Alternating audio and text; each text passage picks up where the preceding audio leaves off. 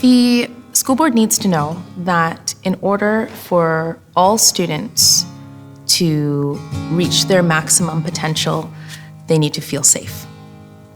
And if they're met with racist comments, microaggressions, they don't feel safe, and their learning will suffer. He said to his friends, "Why are you talking to the dog eater?" So, I did not handle the situation the way I should have.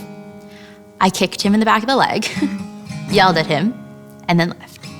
I went home that day early and explained what happened.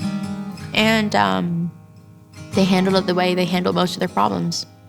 They had him write a letter to apologize to me and said he would get detention. And nothing happened.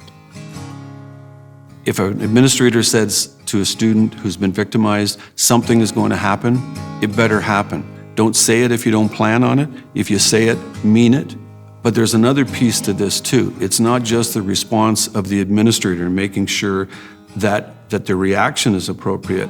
The other part of the job that we have is also creating environments where that behavior doesn't happen. So that comes with the learning of our kids. So the learning of our kids is all of our responsibilities. It's the classroom teachers, it's the administrators, it's the superintendents who come up with PD training. It's all of us.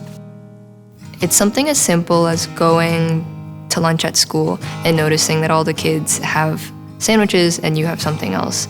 And now I'm well equipped to deal with racist situations, but when I was younger and people said comments such as, "Why does your food look that way? Why does it smell that way?" I didn't know how to react because it was just my food. It's just something you eat, right?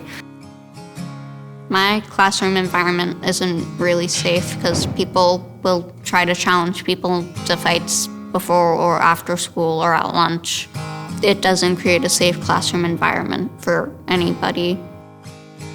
So a safe space would be walking into a school and not being afraid that someone might use a racial slur, maybe even not to you, but if you hear it happen, that will make you uncomfortable and you will be distracted from your learning, right?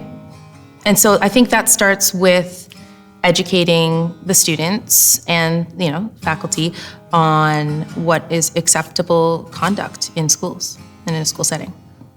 I would expect that no incidence of discriminatory behavior was ever allowed to go unaddressed. There's an apology owed to every kid who ever has to experience something like that.